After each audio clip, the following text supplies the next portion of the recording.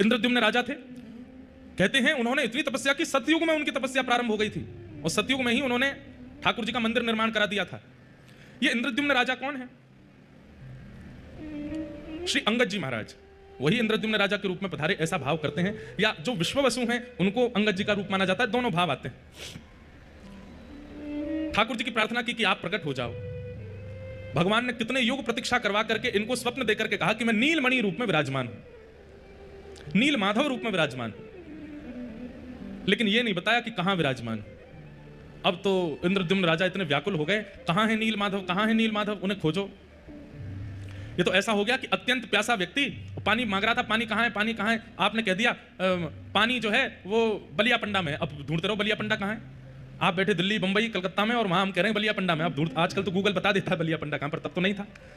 ठाकुर जी ने केवल इतना कहा कि मैं नील माधव रूप में तुमको मिलूंगा, लेकिन कहां मिलूंगा, कब मिलूंगा, कैसे मिलूंगा, इसकी कोई उद्घोषणा नहीं की और व्याकुल हो गए।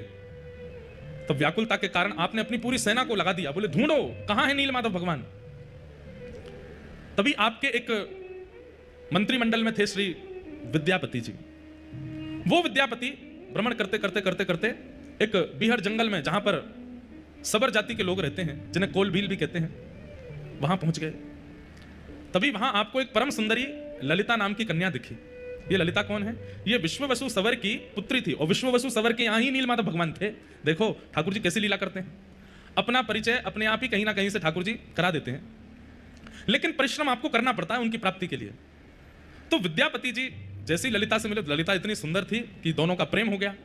ललिता ने जाकर के अपने पिता विश्ववसु जी से कहा कि मैं तो इनसे ही ब्याह करूंगी। विश्ववसु जी बोले ये ब्राह्मण हैं, हमको स्वीकार करेंगे? विद्यापति जी बोले नहीं, मुझे स्वीकार है। और ललिता जी का विश्ववसु जी से ब्याह हो गया। तभी विश्ववसु जी ने अनुभव किया कि रोज इनके ससुर जी, विद्यापति जी ने अनुभव किया कि इनके ससुर जी विश्ववसु सवर वो रोज सुबह कहीं जाते हैं और जब लौट करके आते हैं तो कस्तूरी, चंदन, कपूर, केसर की अद्भुत सुगंधी आती है। खोज तो चल रही थी नीलमाधव भगवान की। तो विद्यापति जी ने ललिता जी से पूछा कि आपके पिताजी सुबह सुबह कहां चले जाते हैं भोर में, और इतनी सुगंधी आती है उनमें से, कहां जाते हैं वो?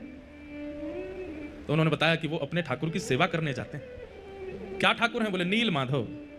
हाँ, बोलो गंगा मैया की।